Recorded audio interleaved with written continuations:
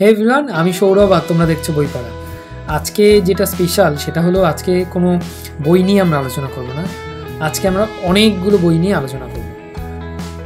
প্রথমত যেটা বলে রাখি যে আজকের ভিডিওটায় পার্টিকুলারলি আমরা একটা কোনো বইয়ের উপরে বেস করে কথা বলছি না, অনেকগুলো বই নিয়েই কথা বলছি। তার কারণ একটাই যে এমন অনেকেই আছে যারা কিনা নতুনভাবে বই মানে গল্পের বই বিশেষ করে পড়া শুরু করতে চাইছে।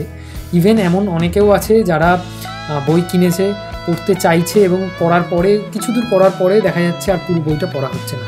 তো তাদের জন্য এবং যারা নতুন করে বই পড়তে চাইছো বা পড়া শুরু করতে চাইছো, এই এই দু ধরনের মানুষদের জন্য আজকের এই ভিডিওটা স্পেশাল।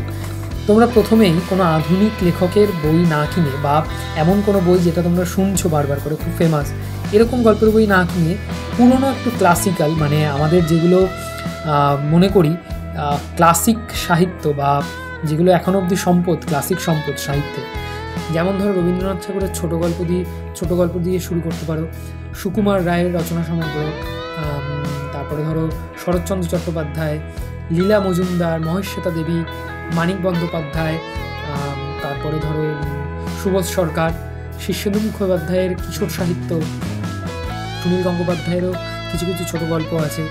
এই ধরনের বইগুলো দিয়ে প্রথমেই তোমরা শুরু করো, অযথা অনেক দামি দামি বই না কিনে বা অনেক নামি দামি উপন্যাস না পড়ে, গল্প প্রবন্ধ না পড়ে, এই খুব সাধারণ এবং যেগুলো চিরদিন ধরে সবুজ হয়ে আছে সেই ধরনের লেখা দিয়ে তোমরা তোমাদের এই গল্প পড়ার জার্নিটা শুরু করতে পারো।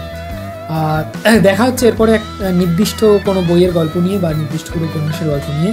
তবে এই ছোট্ট টিপসটা যারা ফলো করবে আমার মনে হয় তারা ভবিষ্যতে অনেক ভালো ভালো উপন্যাস এবং নামি দামি ভারী উপন্যাস বা প্রবন্ধ বা গল্প বই যাই বলো না কেন অনায়াসে পড়তে পারবে। দেখা হচ্ছে পরবর্তী আরেকটা ভিডিওতে, যেখানে আমরা একটা পার্টিকুলার গল্প বা বইয়ের রিভিউ নিয়ে আলোচনা করব। ততক্ষণে স্টে টিউন, ভালো থেকো, সুস্থ থেকো, টাটা।